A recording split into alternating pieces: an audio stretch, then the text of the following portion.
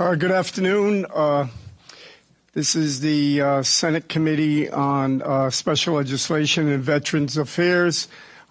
Today's meeting will be a two-part meeting, one where we're bringing before us the Twin River Tiverton project to provide us with an update of where we stand on this particular project, and then also the Veterans Affairs, the Veterans Home in Bristol. This is something we've done the last couple of years to provide us with an update on a yearly basis, and hopefully this will be the last time we meet with on the Veterans Home, because hopefully we'll be hearing some good news that completion of that particular project will commence in the fall. So without further ado, what I'd like to do is to provide an overview and an update of the Twin River Tiverton project by John Taylor. I believe the chairman of the board will do a presentation along with legal counsel Craig Eaton.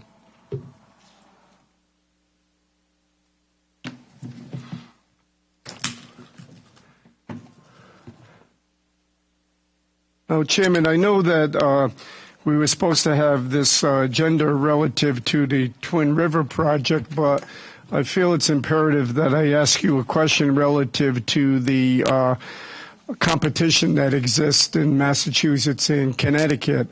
As you know, the revenues from the casino or lottery industry is our third highest revenue source outside of the income tax and the sales tax. And I recently read an article on relative to the Plainridge, Massachusetts opening, and they were stating that their revenues were up 3.5% in November and 12% in December. And it wasn't a flattering article in regards to Twin River and Lincoln, because it stated that the projections were decreasing. And I was hoping that you might be able to elaborate on how we're doing in terms of competition in the regional area, whether it be Massachusetts or Connecticut, Plainville, Mohegan Sun or Foxwood, or whatever the competition is, and how we can see those revenues sustaining or potentially increasing, and then we can get into the Tiverton project as to how we're going to move forward there. Sure. You know, any conversation about competition needs to consider what the playing field looks like. You know, I think from a Plainridge perspective, in its first full year, our performance was ahead of what our own expectations were. So we expected to be down about 12%. We ended up being down just under 6%. I think since that first full year, we are down something other than 2% up until December. In December, we had to pull back on our use of free slot play, which is kind of a critical element of our marketing and promotion program. You may be aware that based on state law, we are allowed to spend up to 10% of prior year's net terminal income on free slot play untaxed. Going into December, we had, on a run rate basis, overspent our allotment by $3 million.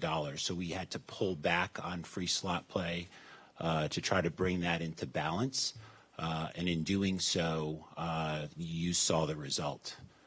In January, we dialed that back up, and I think the results will be kind of more in line with what they have been historically. But the issue of free slot play, how we use it, and in particular how Plainridge uses it, is a significant issue facing our business and will be on a go-forward basis.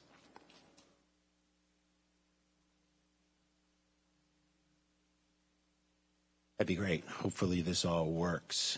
There we go. Any conversation about where we're at needs to be framed in where we began. We began this conversation.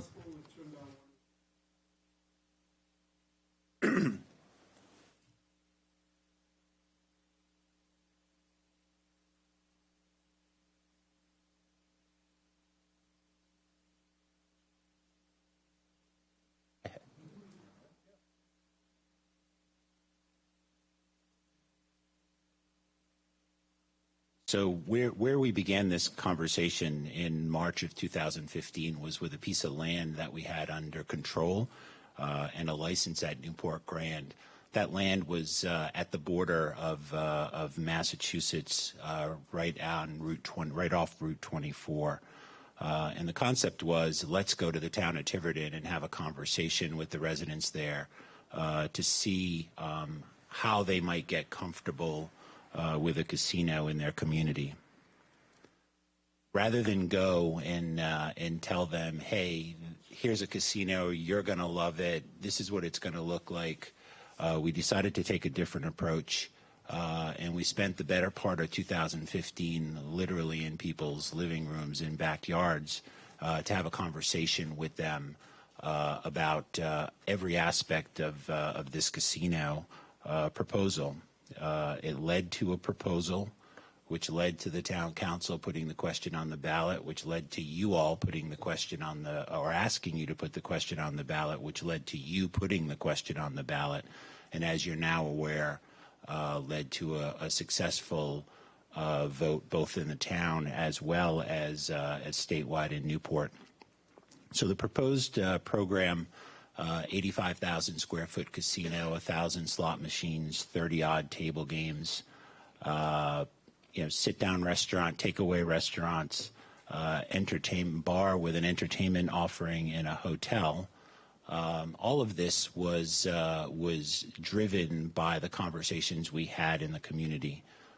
So we didn't think early on that the community would want a hotel. In reality, it was one of the biggest drivers of the decision to go forward with this in many people's minds. Same thing goes for entertainment. All works out to be about a $75 million investment. We didn't ask the state for any support of that investment. It's all from us, and we haven't asked the town for any support. This is the final site plan as it stands today. You'll notice that the casino faces northwest, away from all residential areas, facing Route 24. We have 45 acres, 23 developable, and significant consideration was given to the environment, which we'll talk about here in a minute. We've made a series of commitments to the town of Tiverton, some of which you're aware, some of which you may not be aware. The economics of this relationship to the town represent about $4 million a year, or about 10% of the town's annual budget. There's a roundabout that had been planned literally just outside of the property that we controlled for 10 years plus that hadn't gotten built. And that roundabout by law needs to be operational before this casino can be open. We're going to talk about where we stand with that. We made commitments to hire locally, so we'll have a series of job fairs in the town of Tiverton for the positions that we are recruiting for. As you're aware, today there are about 150 employees at Newport Grand. We've told them, and we've told the citizens of the residents of Tiverton that they would have first opportunity to move with us to Tiverton. Many of them have been there for 20 plus years.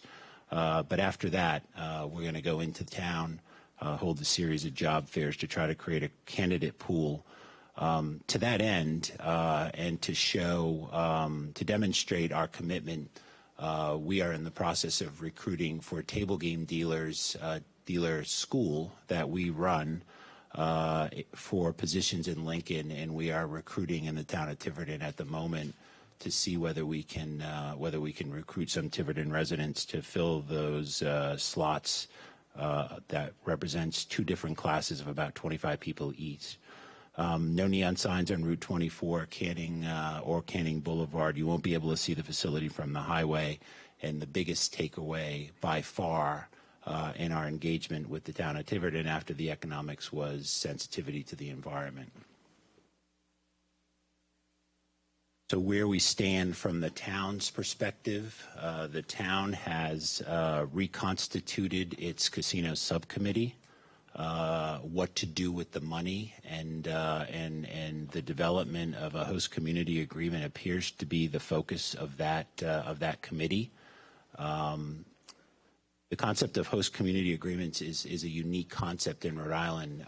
As you know, in Rhode Island, the economics of the relationship between a casino manager and the town and the state are predominantly or mostly codified in state law. But there are some other issues and some other commitments that we made to the town that I think they would like to get into an agreement, which seems to be some of their focus. The planning process has begun. I think the chairman of the planning board's comment was that the process that we've presented to them is aggressive but doable. And we're in the process of filing for a major land development approval, zoning ordinance amendment, and some additional comprehensive plan language in the town's comp plan. The town's in the process, in the middle of all this, is the town's in the middle of recruiting a new administrator. The current administrator will be in place through June, and a local opposition group has engaged legal counsel to follow the process in the town.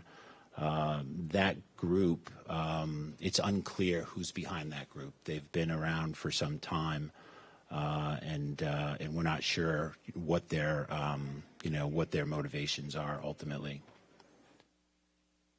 In terms of target opening, we're looking to open July of 2018. Geotechnical testing has begun on the site. We recently received a grubbing and clearing permit from the DEM, which we're working with the town on to begin to clear the site. And formal construction will begin once all permits are issued. The key activities, in big buckets, town permitting, design and construction of the roundabout, design and managing the construction of stormwater and wastewater improvements, project management of an integrated project. We will take responsibility for not only building the casino, but also the roundabout, we'll talk about in a minute, and then ultimately construction of the project. As I mentioned, there's been significant focus on the environment in the town.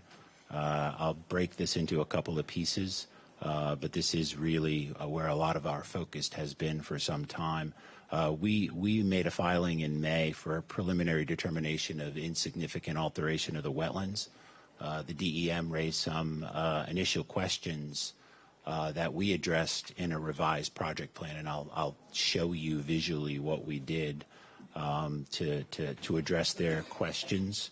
As I mentioned, we've been granted a temporary crossing over the wetlands to begin our geotechnical testing, which is begun. We spent a lot of time through the summer and into the fall with the Rhode Island Department of Environmental Management to reduce the impact, and as I mentioned, we revised our plan, which was basically to embed a parking structure into the side of a hill, effectively, which eliminated our requirement to use about 5 acres of land, which freed up a lot of setback land for wetlands and other things. We also recently approved, as I mentioned, a permit that allows clearing and grubbing, and we have now received, as of last Friday, a preliminary determination of insignificant alteration of the wetlands, which is a significant step forward for this project. As I mentioned, we changed how this project plan looks. Try to point this out for you. As you're entering the property, this is the way in. You'll notice that we were able to embed a first floor of a parking garage right there. As you drive up the hill to enter the casino, you're really looking at a two-story parking structure that appears visually to be a one-story parking structure. And then ultimately,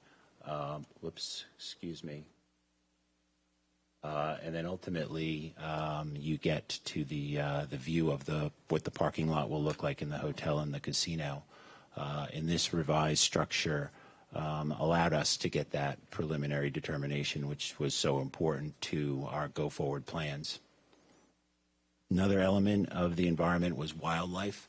We're in the unique situation where, given the amount of time we had, we could do a complete Four Seasons wildlife study to look at the land. Fortunately, when that study was completed, it began in October of 15, completed in October of 16, and there were no material impacts to the wildlife within the property. One of the considerations we made with DEM was build a bridge for our emergency crossing, our emergency access road, and that crossing provides additional protections for the wildlife. Stormwater management, there's a brook that runs alongside of the property. That brook flows into Massachusetts, and very early on in the process, we committed to comply with the higher of Massachusetts standards or Rhode Island standards as it relates to stormwater management. And we have an approach from a stormwater perspective that we believe will meet or exceed the higher of the two state standards. Finally, from a wastewater and water perspective, there's significant capacity that exists in North Tiverton. Even with the casino, the town will be using less than 10% of the available capacity. There's significant water pressure issues in the neighborhood, and we've committed to installing or building an on-site water tank both for fire and domestic use. So we will draw during the day for domestic use, and we will fill the tank at night as a way of addressing some of the neighbors' concerns vis-a-vis water pressure. As I mentioned, there is a roundabout that had been planned for quite some time. Senator, I think you're the first one who mentioned it to me way back when we first started this conversation. Correct. And that roundabout is with slight modification significantly increases the level of service to the town of Tiverton, even with the incremental traffic that our casino will bring to the neighborhood. And one of the things that we've said consistently from the beginning of this process is that you can't have a convenience casino that's not convenient to get to. So we needed to solve the traffic problems for ourselves if we were going to be successful. So the roundabout that had been planned by the State Department of Transportation has now been pulled forward. We have an agreement in principle with the state to construct the roundabout within the casino project.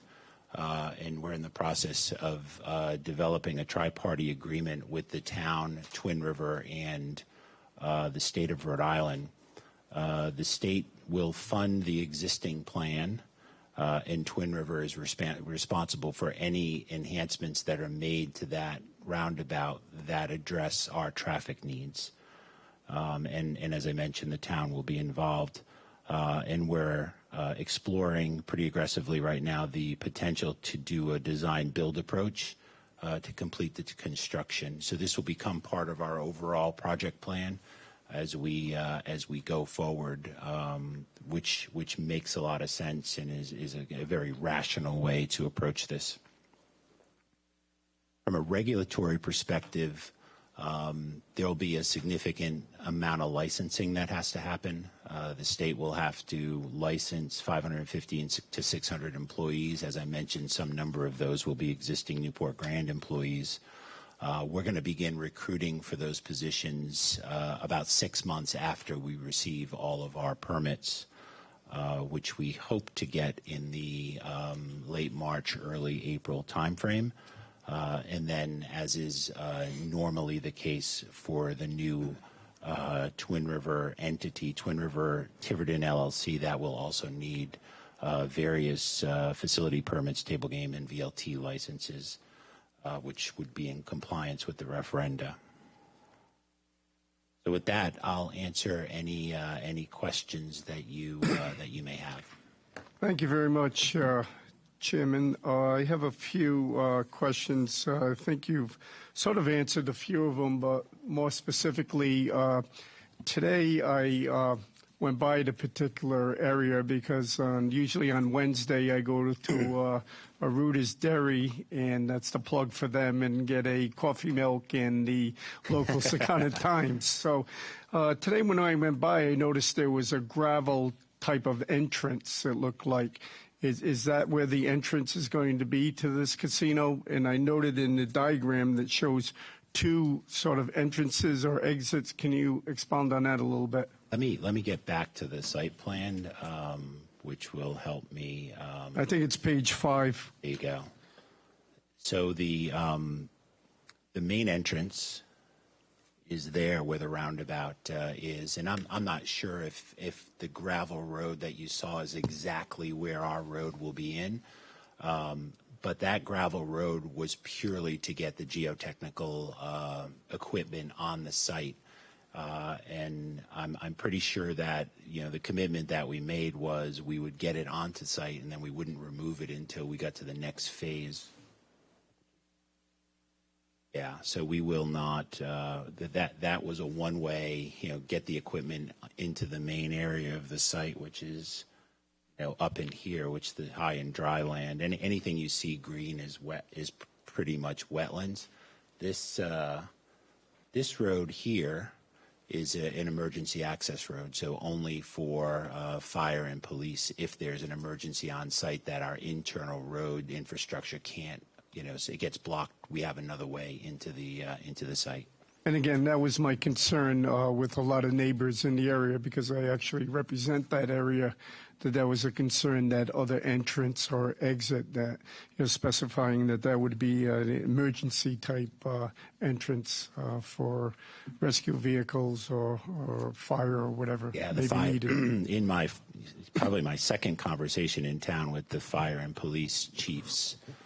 They raised that issue, and we addressed that by creating an alternative way out on the south portion of the property. I guess what the wetlands do from a town perspective kind of show that it's not going to be sort of in your face, so to speak, the casino itself. You're going to have to drive a little bit once you go around the roundabout to the entrance.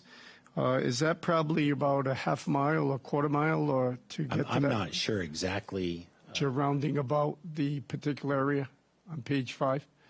Yeah, we did a look from this perspective, which hopefully gives people a sense for just how embedded this project is onto the land. The other thing that we did as part of our process is we did a balloon test. So we went into the middle of the property and we floated a balloon 35 feet, which is how high the building can be, and you couldn't see the balloon. And we got the balloon to 70 feet, and you still couldn't see it from the highway or from any of the surrounding roads. So one of the issues that was raised was, we don't want this to look like Las Vegas when people come into our community. And we don't want to see neon signs on Route 24, and we don't want to see neon signs on Canning Boulevard. And that's a concept that we're very familiar with being in Lincoln, and we don't have any of those things there either. So we committed very early on, and we tried to demonstrate our sensitivity by conducting that test and making the results public. Well, I guess my next question is how are you going to ensure or let people know that this is the facility? Is there going to be some sort of signage based on the entrance from the main road, or? There will be some low-profile signage on the road, and then it'll be our job from a marketing and promotion perspective to make sure people know ultimately how to find us if they want to find us. Now, as far as you've talked about the environmentally sensitive areas, and I'm sure you're before DEM, and you're also before the town planning board, which is Correct. probably getting input from their environmental groups. Are there any really questionable areas do you believe that may need variances to allow you to build there, or do you feel comfortable with where you've located this, that you're avoiding those sensitive areas? I think, we got a lot of feedback in May when we went before the DEM with our first plan. And based on that feedback, we just kind of went through the list and addressed each one of their points with pretty significant redesign of how that parking works on the property. So from a wetlands perspective, which has been kind of our focus to date, given just how wet the land is, we feel very comfortable that we're in a good position. People always talk about potential expansion or anything like that. At this juncture, it seems to me that you're sort of locked in to this type of facility that was going to have the hotel, going to have the structure and the parking, and that's going to be the focus of this particular sort of satellite casino. Right. Per se. I'll be honest. There were a number of residents of town who were pushing for let's have a big entertainment center like you have in Lincoln, and let's make a bigger hotel. And frankly, you're correct. 45 acres net developable, 23. We're pretty much shoehorned onto that site.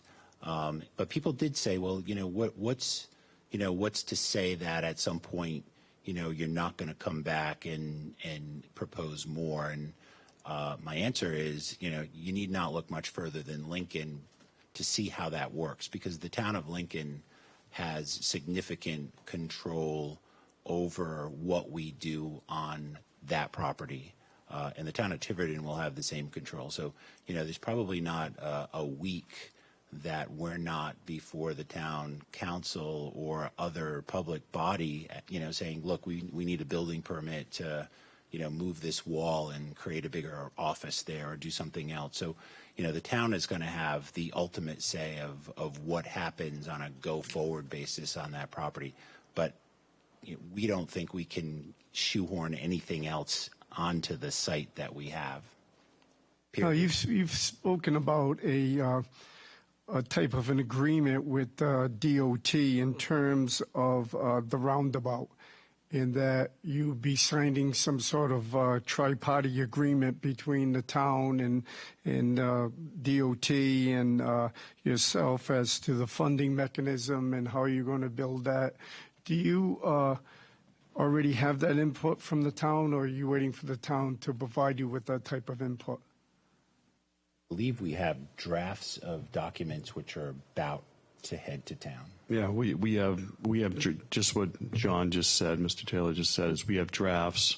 They've been vetted informally. I think we have an agreement in principle, but we have to get the final drafts to the town and to the state one more time. But we're close. We're close to having an agreement. Now, when you talk about drafts, is that an actual design phase of We're talking the road about TIF, this tripartite, this set of agreements that need to be put into place between the state, the town, and Twin River. We have a high level of confidence that the parties will be able to work to get that done, and as Craig said, in relative short order. I guess my concern is in terms of timetables, because we're running a lot of different aspects of this project concurrently. So we have the roundabout that has its own timetable. We have the environmental sensitivity issues that have to be addressed, and then we have the actual construction of the facility.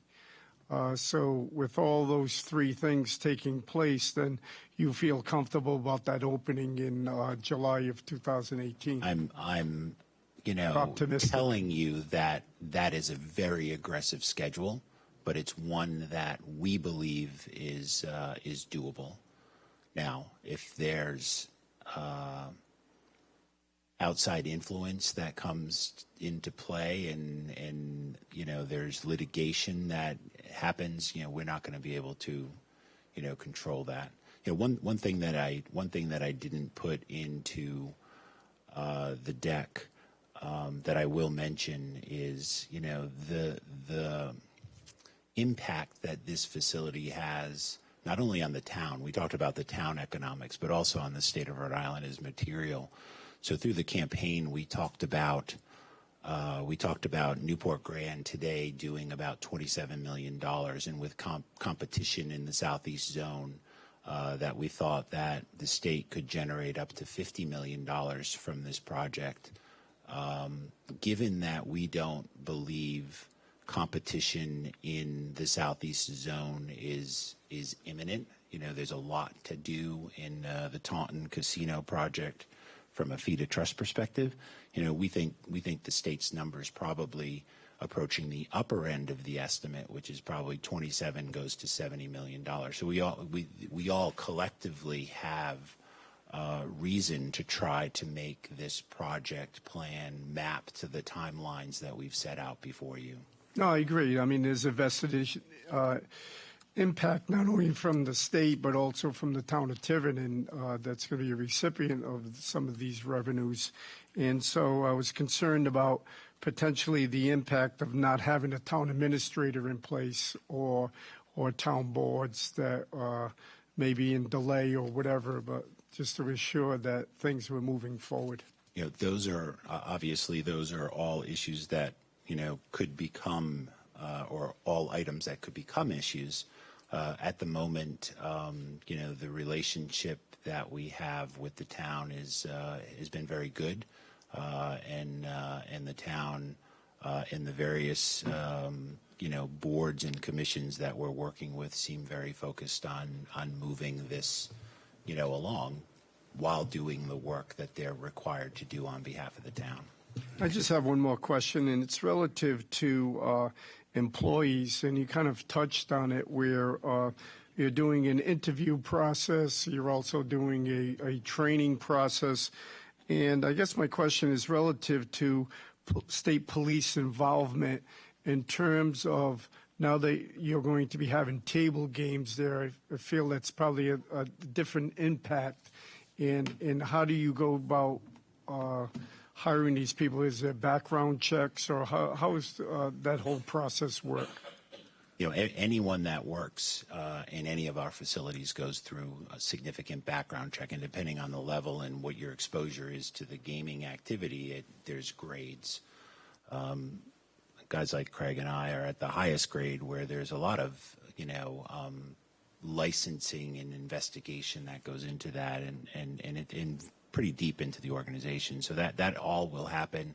We've had the conversation with the DBR and the State Revenue Department about here's what we're thinking is coming, here's how many people we think is coming, here's when we're going to start our recruiting process, and that will become part of our project plan timeline in terms of when we need to start the licensing aspects to be able to accomplish that, so that when we're ready to open physically, that we have our employees licensed and ready to open and ready to go as well. And I guess a follow-up to that is how is the impact between the state police and, say, local government in terms of what type of Tiverton police involvement is there, if any, or what type of police fire department involvement, if there is any? So we spent a lot of time with both the police chief and the fire chief to develop a safety and security plan.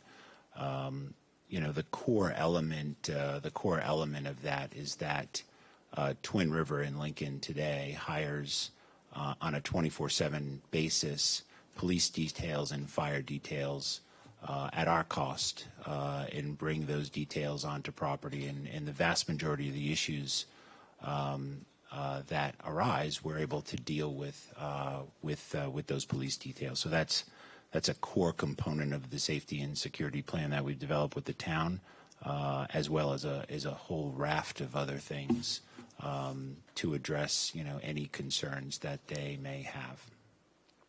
Any other questions, comments? Hearing none, thank you very much.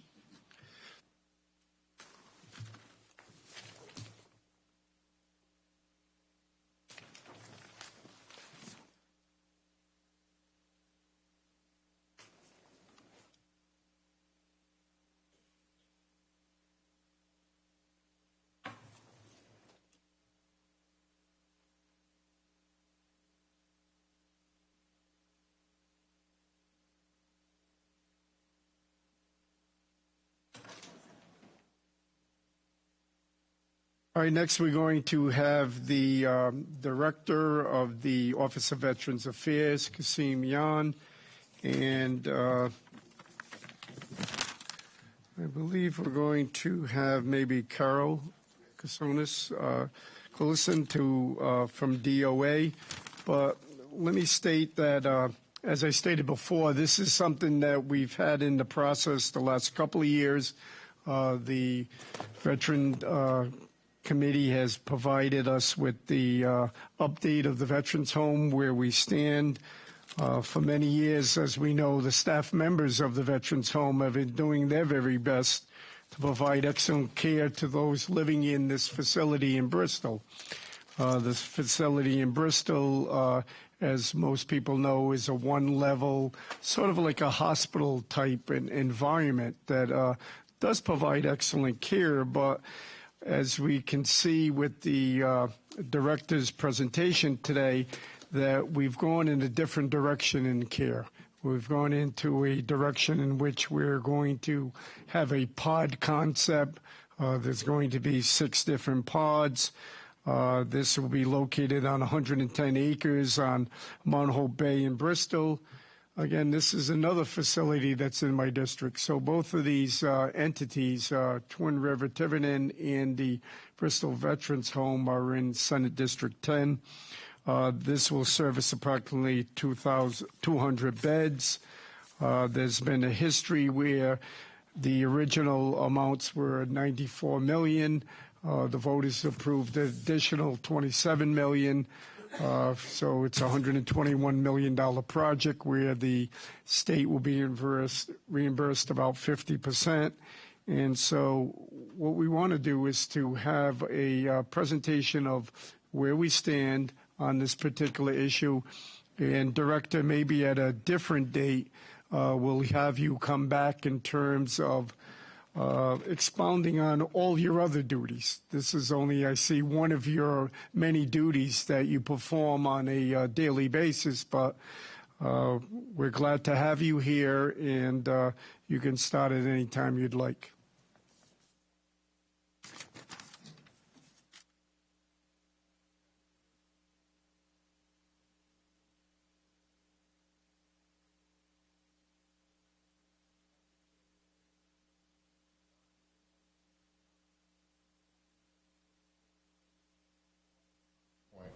In our veteran community.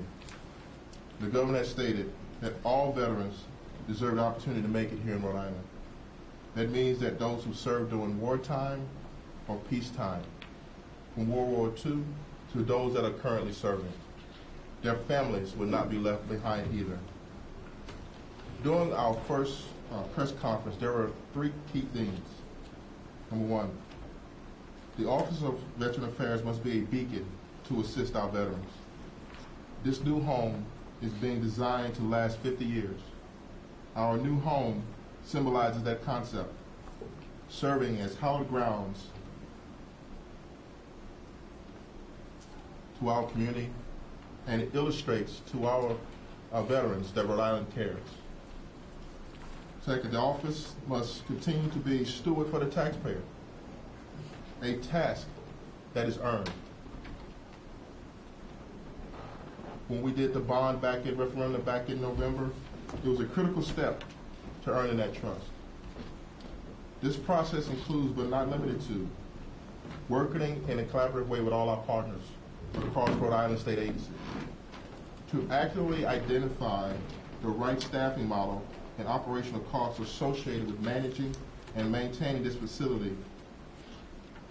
Work with other directors across the other 49 states to identify best practices with new construction veteran homes.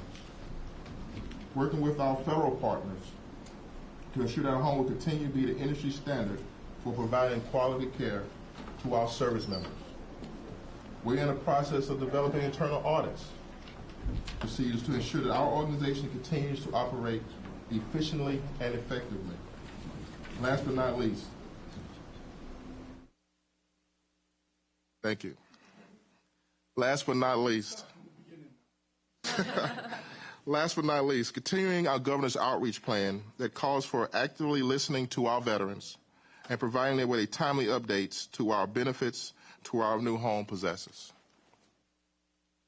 It is a state-of-the-art facility. When finished, it will rank amongst the nation's best from the federal VA. Our home would truly be a model for other states to follow. Back in 2012, support for the building was overwhelming. Approximately 76% voted in favor of the initial bond. In November of last year, we had an 84% approval on yes on bond question number 3. General Backus will go into detail of the major differences between the old home and the new home.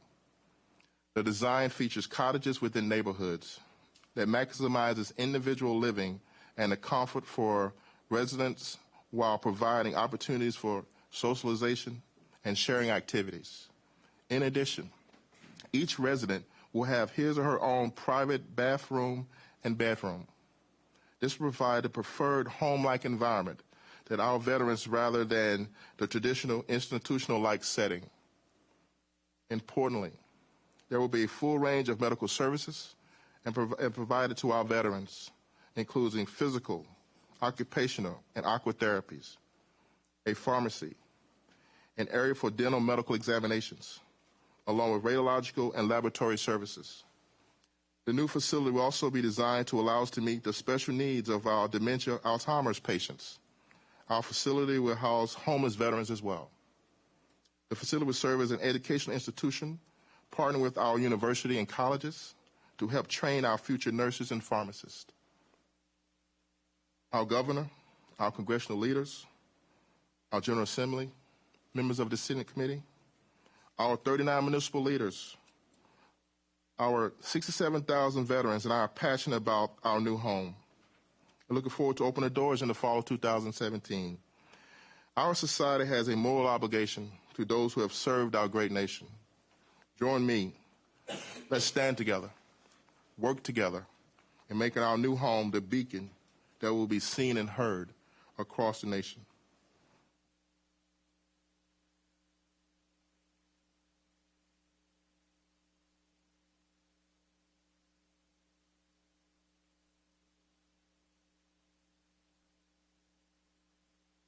During a couple years ago, the VA started to listen to our veteran population.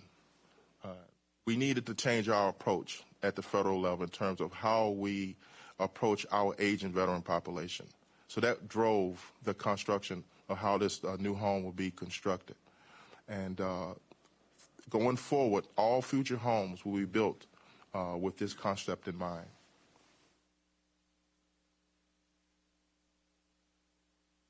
Your agenda for today, we're going to walk you through our project overall, where we stand today, the budget side of the house as well, and the general's going to walk through again what the current home existing and differences, the major differences between what our new home once we open the doors in the fall.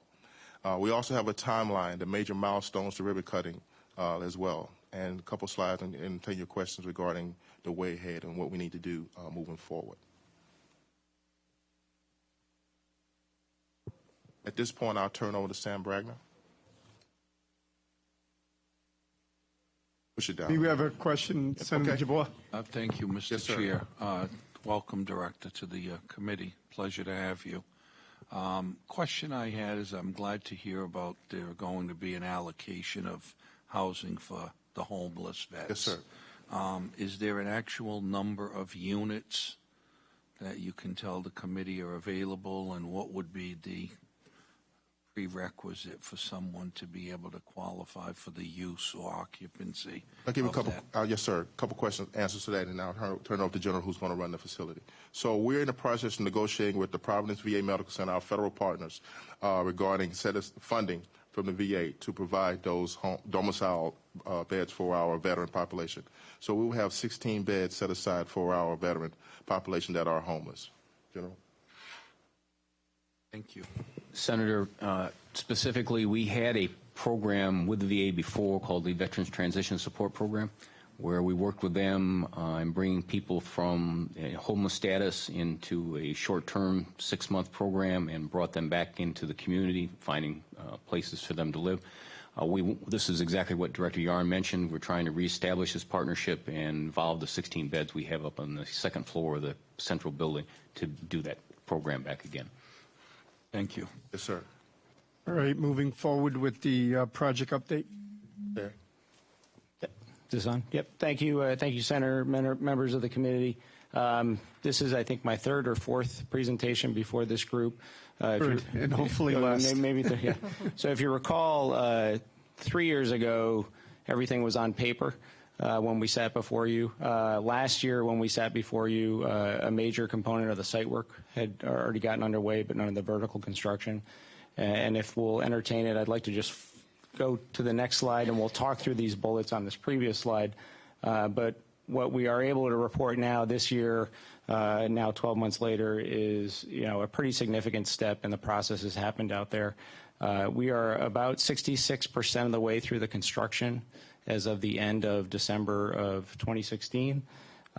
All 6 neighborhoods are under roof, with some of those actually all the way to being painted, while others are kind of catching up with that as we kind of work our way around the ring road and the various neighborhoods surrounding the Commons. The Commons building, which if you recall in previous presentations is kind of the main street, it's the center, the nucleus of the project.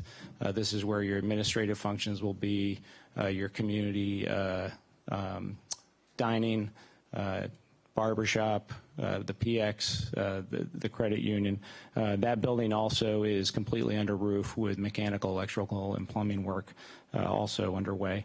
If you look to the image on the bottom right, that is the plan that you've seen over the years as the plan is developed through the design process.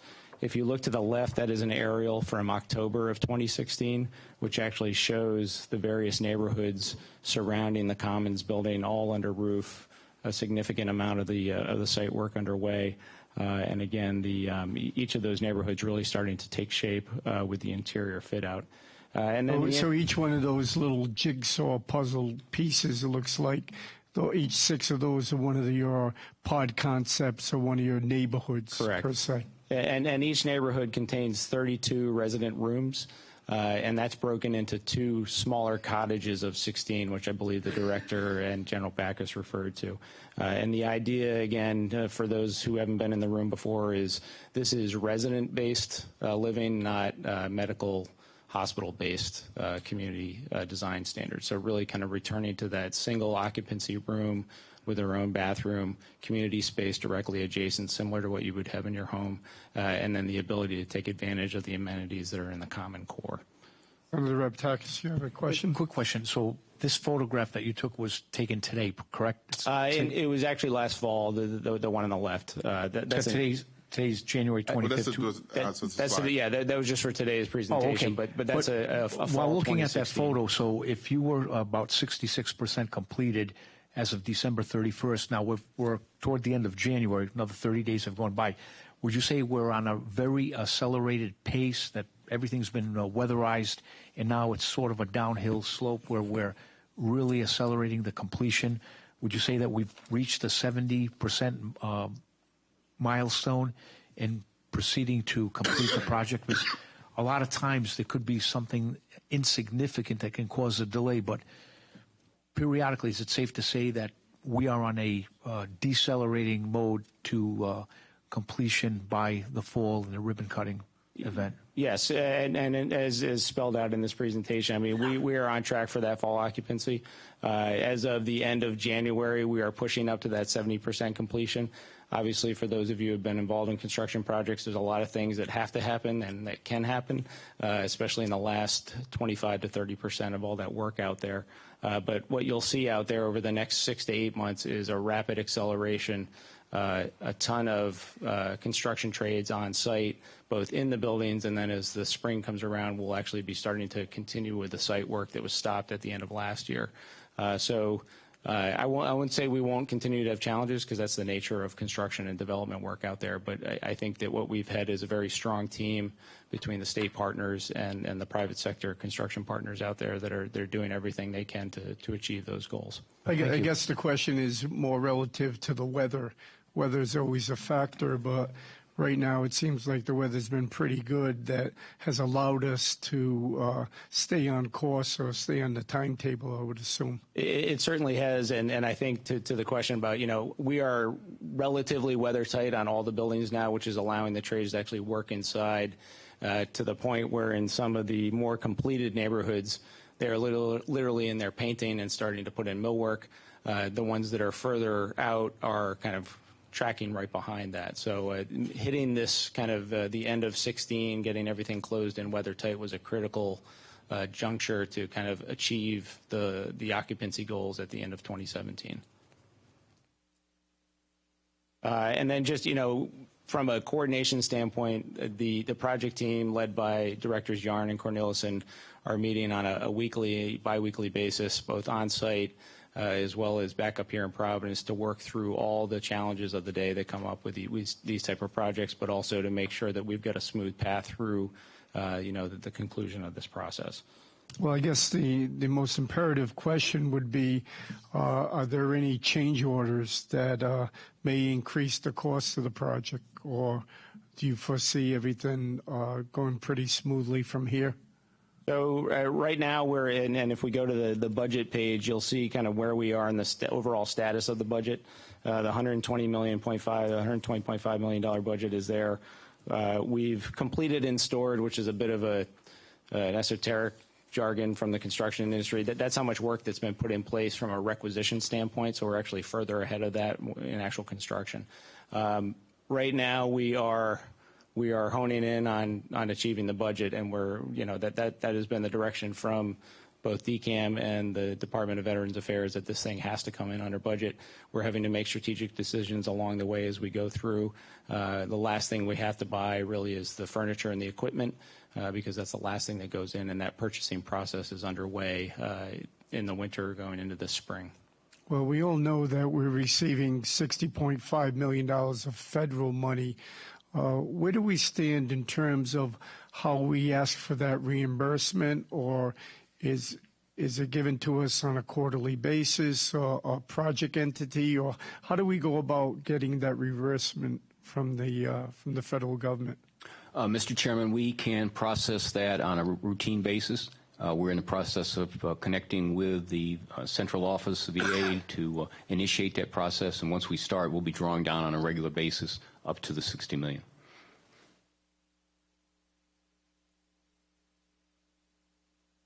You can proceed.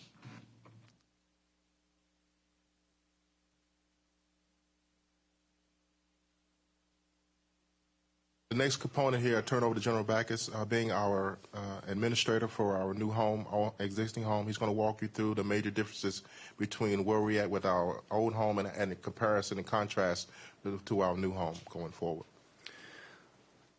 So besides inheriting a state-of-the-art physical facility, which we've all talked about with the benefits that the residents will have, for instance, me as an Army guy not having to worry about whether I'm going to have to room with a Marine guy or something of that nature, or more importantly, for us from a care standpoint, if I have a resident who has to be isolated because of their medical condition, I don't have to worry about I need to move them to some other part of the building to accommodate that, or move his or her roommate.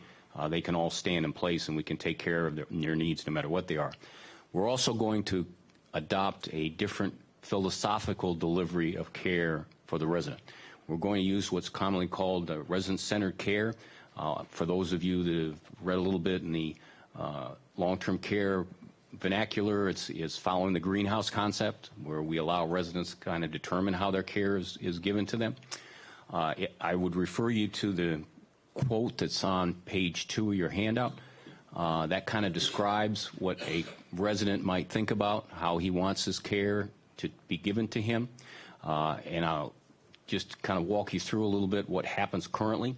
For instance, if I'm this resident and I normally don't like to get up until 8:30 in the morning, and then I go have my coffee and I read my paper before I do anything else. What we do now is we tell them, well, if you want to have breakfast, you need to get up and be ready at 6:30, or we'll deliver a tray to you, and you'll have it there if you want to eat it. If you don't eat it, we'll take it away. Okay, and if I want to have a cup of coffee, well, maybe we can get it for you, maybe we can't. The difference now is that with the 6 different neighborhoods, each being self-sufficient in their own idea, and you got to think of it in terms of a home with a living room, dining room, full kitchen, and their own bedrooms. If I'm that resident and I want to get up at 8:30, I can do so because my people will be there to provide breakfast from 7 till 10 in the morning. Okay, and I can go get my cup of coffee. I can read my paper. If I feel like having something to eat, then I'll have something to eat, and we'll fix it for that resident. Okay. On another case, an example that currently we are very structured in how we give residents medications. For any of you that take medications, most people like to do that after they eat. Okay. We normally, are there at, for instance, again, using this gentleman's example, if he doesn't get up till 8:30, that nurse is going to be right after him at 8:30. Okay, here's your medications. You need to take them because they have to be given during a specific time frame. Okay, we're going to be able to get to the point to where, again, he can have his breakfast when he wants it, and then get his medications and move on about his day. Okay. Showers, for instance. You saw that the resident, this example again, talks about how I like to take my shower at night before I go to bed. That's certainly something that he would be able to do. What we do now is we tend to assign certain days to certain residents for showers and certain time frames because we're tied into getting 40 people done in a 1-week period, and we only have so many staff and so many time to do showers. So your time is going to be on Tuesdays and Thursdays at 11 o'clock or at 4 o'clock, and that's how we do things now. So you can see there's a significant change in how we look to do things going forward. Our activities in our rehab are going to be married in programs that allow them to fit to the resident's schedule, not necessarily dictated by when the facility is open or from 8 to 4 in the afternoon. If we're going to have evening program, for instance, one of the things we've just started is a Tai Chi program with residents. That's something we want to do. We might do that at 7 o'clock with the idea that gives them something to do and to get them their energy out of their system so that they can sleep better. Our studies have shown that by doing that, they sleep longer and they don't get up in the mornings and don't have as many falls. So those are the kind of things that we're looking to institute. We are beginning to institute those things now. So we're in preparation for the new home, and we're looking forward to be able to do that in the new home with full support. So I think, Director, that kind of gives you an idea of how things will change for us. Now, you mentioned activities and therapies and things of that nature. Are there any new types of activities that you're going to be able to address, or is it going to be more program orientated, or how are you going to perform these different aspects? Mr. Chairman, we do it in 3 phases. We do phases throughout the entire building, which allows for socialization. We do phases as a small group, and then we do phases individually. So we will tailor those phases based on our demands of our residents, but we'll continue all of those offerings. The idea, the big difference between what we currently do now and what we'll probably do in the future is that they will be more neighborhood oriented. Right now, a lot of our socialization major events are done throughout the entire building where we bring the whole building together. We'll still do some of that, but we'll be focusing more on the neighborhood. Dementia is an important aspect to residents' care there. How many wings are going to be dementia-type wings, or is? Very good question, Mr. Chairman. Really what we're talking about are residents with elopement risks. I've got dementia, all of us, if we can't remember what we did yesterday, we all have a form of forgetting things. What we're really concerned about is residents with elopement risk. Currently, we have 2 wings in the building, about 76 beds that are set aside for that are secured for elopement risk. We anticipate no more than, at this point in time, 2 of the new neighborhoods, which would be a total of 64 beds being secured for elopement risk. Thank you. Any other questions, Senator Jabois? I just wanted to follow up the focus of these neighborhoods in most instances, I think, other than the dementia and the health care need, would be for a self-sustaining lifestyle for the veterans that reside there. Obviously, that's going to be a little different from what the programs have been up till now. Is that fair to say? Very fair to say, yes. So is there some type of personnel cost now that would be projected to implement these programs and supervise them, or are there going to be less personnel needed at the facility as a result of these changes? Fair question, Senator. We anticipate that it being a little more manpower-centered because of the different kinds of programs you have to get out into the different neighborhoods. We can't centralize things as much. We are in discussion with the governor's office, and some of our recommendations have been put forward. In the meantime, we're prepared to go forward based on our current model if we have to. So some of the skills would be sociology, psychology, the different types of social services that would be needed for the vets. Is that correct? It will be social service oriented. However, the real key is, again, dietary, because we're operating all these different kitchens, and also the activities programs. Those are the real keys. We want to make sure that we have good programs out throughout the building. One of the advantages we have with the Commons building is that that will allow for residents to socialize in a downtown environment that will really look like a downtown environment, which is a big difference than what we currently have.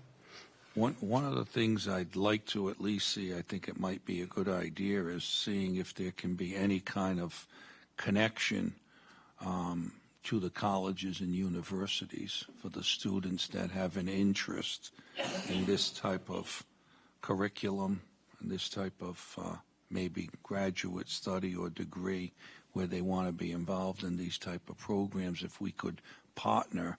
And then certainly on the food side, I'm wondering if there's been any contact with the culinary schools, Johnson and Wales, to see what could be done in terms of some type of shared services without running afoul of maybe some federal regulations.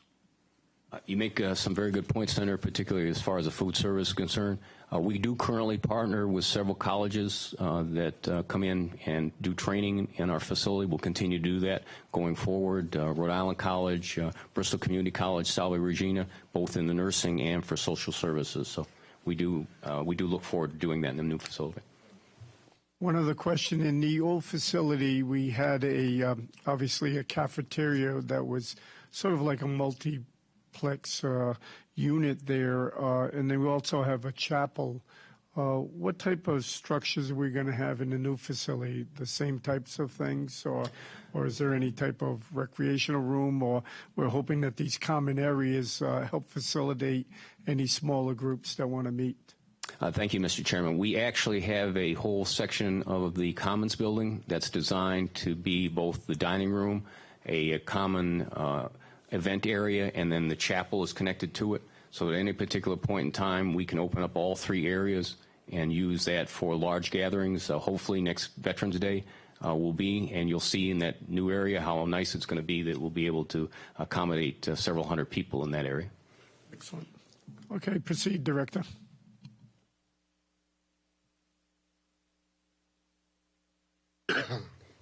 It takes a village. The team here in front of you, we sat down together and come up with the milestones to get us forward to that day in ribbon cutting. And so before you are 2 slides that all the key things that need to get in place. So Senator Reptakis, when you mentioned earlier about being on a scale glide slope, if you will, to get us to where we need to go. This gives us a timeline to work on, get us all on this, make sure that we're all on the same sheet of music moving forward and regarding make sure that if there are potential roadblocks that will get us to that day, we have those identified early on in the process. And as Sam had mentioned earlier, we fully aware there may be some roadblocks, some impediments along the way, but by coming up with this, a framework, if you will, to get us to ribbon cutting, we hope to mitigate those moving forward by utilizing this.